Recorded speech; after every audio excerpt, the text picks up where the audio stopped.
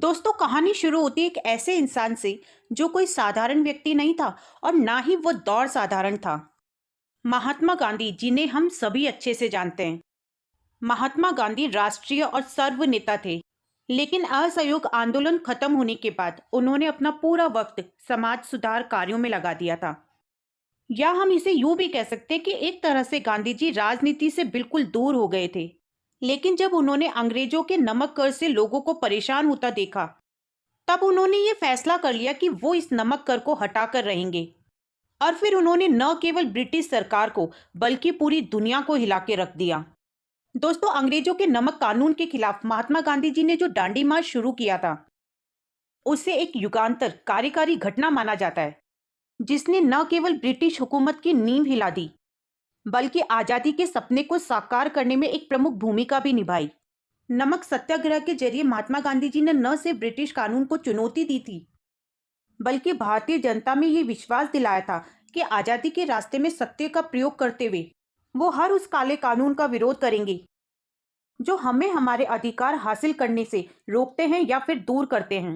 Actually हुआ ये था, 1835 में भारत देश के प्रांत एक एक करके जब अंग्रेजों के कब्जे में जा रहे थे, उसी समय अंग्रेजों ने भारत में नमक पर कर यानी टैक्स लगा दिया था। इतना ही नहीं, बल्कि नमक पर कई तरह के कानून भी थोप दिए थे। अब हुआ ये कि इस कर की वजह से भारतीय नमक का दाम बढ़ गया था और इस वजह से भारत के लोगों के लिए, खासकर गरीब लोगों के लिए नमक खरीदना बहुत मुश्किल हो गया था। इतना ही नहीं, नमक पर जो कानून बनाए थे अंग्रेजों ने, उसके बाद तो भारत के लोगों के लिए नमक का इकट्ठा करना, बनाना या फिर बेचना गैर कानूनी हो गया था। अब अगर भारत में अंग्रेजों के अलावा कोई भी नमक बनाता या बेचता तो उसे 6 महीने की जेल हो जाती थी। हालांकि उस वक्त नमक के अलावा कपड़ा, चाय पर भी ब्रिटिश सरकार का एकाधिकार था। गुलामी के दिनों में जब देश आज़ादी चाहता था, तब हर भारतीय अंग्रेजों के शासन के खिलाफ गुस्से से और नफरत से भरा हुआ था। और नफरत भी ऐसी कि जो कभी भी एक बड़े आंदोलन का रूप ले सकती थी। और ऐसे में नमक पर टैक्स लगाने की वजह से भारतीयों में गुस्सा और ज्यादा बढ़ रहा था। ये सब देखकर गांधी जी भी बहुत ज्यादा चिंतित रहने लगे, क्योंकि गांधी जी का मानना था कि नमक पर हर भारतीय का हक है। भारतीय लोग दिन रात काम करके पसीना बहा रहे हैं और उन्हें ही नमक नहीं मिल पा रहा। ये गांधी जी की नज़र में अन्याय था। इस पर गांधी जी ने अपना गुस्सा, अपनी नाराजगी कई बार लेख के जरिए निकाला, लेकिन उन्हें वो जवाब नहीं मिला जो वो चाहते थे। एक बार फिर 1929 लाहौर अधिवेशन के बाद गांधी जी ने 11 सूत्री मांगे रखी वायसराय लॉर्ड इरविन के सामने, जिसमें एक मांग उन्होंने नमक पर लगे कर को हटाने की थी। लेकिन बाकी की 10 मांगों के साथ साथ गांधी जी की ये मांग भी ठुकरा दी गई। बस फिर क्या था, भारतवासियों को नमक पर लगे कानून से मुक्त कराने और अपने अधिकार वापस लेने के लिए गांधी जी ने एक योजना बनाई और एक कार्यक्रम आयोजित किया। सिविल डिसओबीडियंस मूवमेंट यानी सविनय अवज्ञा आंदोलन का एक कार्यक्रम आयोजित किया, जिसे नमक सत्याग्रह, दांडी मार्च और दांडी सत्याग्रह के नाम से भी जाना जाता है। सविनय अवज्ञा आंदोलन का मतलब होता है ब्रिटिश गवर्नमेंट की बातों को, उनकी डिमांड्स को, उनके कमांड्स को न मानना बिना किसी हिंसा के। अब सवाल ये आता है कि गांधी जी ने 11 सूत्री मांगे रखी थी वायसराय के सामने, लेकिन उन्होंने नमक को ही क्यों चुना आंदोलन के लिए? क्योंकि गांधी जी का ये मानना था कि जिस तरह से हवा और पानी इंसान की खास जरूरत है, ठीक उसी तरह से नमक भी इंसान के लिए उतना ही जरूरी है। और इस नमक की वजह से सभी भारतीयों को जोड़ा भी जा सकता है विरोध करने के लिए। इसलिए ऐसी जरूरी चीज पर टैक्स लगाना गैर मानवीय तत्व है। बस फिर वो दिन आया जब नमक कानून के खिलाफ शुरू हुआ दांडी सत्याग्रह।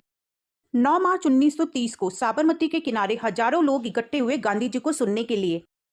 कहा जाता है कि इस वक्त 75,000 से भी ज्यादा लोग गांधी जी को सुनने के लिए पहुंचे थे। गांधी जी ने यहीं से दांडी मार्च की घोषणा की और कहा कि साबरमती के किनारे शायद ये मेरे आखिरी शब्द हो। अहिंसा अपनाते हुए हमने बहुत संघर्ष किया है। अगर महिलाएं भी चाहें तो पुरुषों के साथ कंधे से कंधा मिलाकर इस संघर्ष में खड़ी रह सकती हैं। और फिर शुरू हुआ ऐतिहासिक दांडी मार्च। और फिर इस दांडी मार्च की शुरुआत हुई 12 मार्च 1930 को। इस दिन से गांधी जी ने अपने साबरमती आश्रम से एक पैदल यात्रा शुरू करी, जो समुद्र तटीय गांव दांडी में जाकर खत्म होनी थी। ये यात्रा 240 मील की थी। शुरुआत में करीब 78 लोगों के साथ गांधी जी ने ये यात्रा शुरू करी। ये जो यात्रा थी ये 24 दिन तक चली और इस यात्रा के दौरान गांधी जी व उनके साथी रोज 16 से 19 किलोमीटर तक चलते थे। लेकिन जिस भी रास्ते पर वो चलते, लोग इस उद्देश्य को पूरा करने के लिए उनके साथ जुड़ते जाते। पहले दिन गांधी जी और उनके सहयोगी 21 किलोमीटर चले और सबसे पहले असलाली गांव पहुंचे। गांधी जी के असलाली गांव पहुंचने पर गांव के लोगों ने उनका जोरदार स्वागत किया और फिर गांधी जी ने वहां पहुंचकर 4,000 लोगों की भीड़ को संबोधित किया, यानी भाषण दिया, और कहा कि जब तक नमक पर लगने वाला कर हटाया नहीं जाएगा तब तक मैं वापस आश्रम नहीं लौटूंगा। और फिर वहां पर रात गुजारने के बाद अगले दिन फिर उन्होंने अपनी दांडी यात्रा को जारी रखा। इसी तरह से गांधी जी रात गुजारने के लिए अलग अलग गांवों में रुकते और जैसे जैसे अगली सुबह आगे बढ़ते जाते वैसे वैसे हजारों की संख्या में लोग उनसे जुड़ते जाते और ये जुलूस बढ़ता जाता।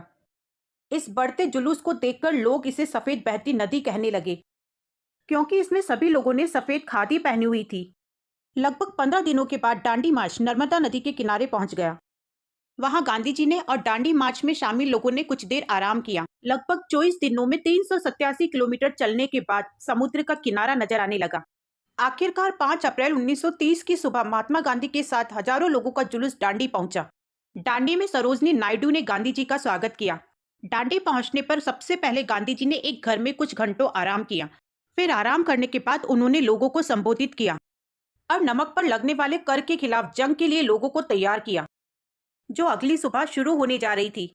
गांधी जी ने इस भाषण में ये साफ साफ कहा कि जिन लोगों को ब्रिटिश सरकार से डर लगता है वो वापस जा सकते हैं, और जो लोग गोली खाने के लिए या जेल में जाने के लिए तैयार है वो लोग मेरे साथ रुक सकते हैं। और फिर अगली सुबह 6 अप्रैल 1930 ऐतिहासिक दिन सुबह गांधी जी का भाषण और दिनों से कुछ ज्यादा देर तक चला और फिर अब्बास अय्यर और सरोजनी नायडू को अपना उत्तराधिकारी बताकर समुद्र की ओर चल पड़े। अब इधर गांधी जी के नमक आंदोलन के प्रभाव को बढ़ता देखकर अंग्रेजों ने समुद्र के किनारे पड़े नमक को कीचड़ में मिला दिया था, लेकिन गांधी जी फिर भी माने नहीं। उन्होंने उसी कीचड़ में दबे नमक को एक मुट्ठी में भरा और अंग्रेजों के नमक पर एकाधिकार के घमंड को तोड़ा और कहा कि इसके साथ मैं ब्रिटिश साम्राज्य की नींव हिला रहा हूं। ऐसा करके गांधी जी ने देश को ये बताया कि अब टाइम आ गया है कि नमक अब खुद से बनाया जाए।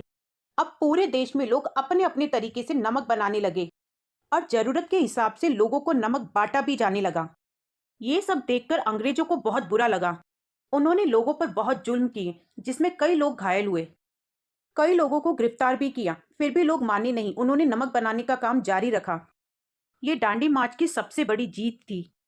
अब नमक कानून को तोड़ने के लिए महात्मा गांधी के साथ साथ 80,000 लोगों को गिरफ्तार कर लिया गया और जेल में भेज दिया गया। ये आंदोलन पूरा 1 साल चला। नमक मार्च के साथ सविनय अवज्ञा आंदोलन पूरे भारत में जंगल की आग की तरह फैल गया। सभी जगह लोग अवैध नमक बनाने लगे। दूसरी जगह पर भी इसी तरह के मार्च हुए।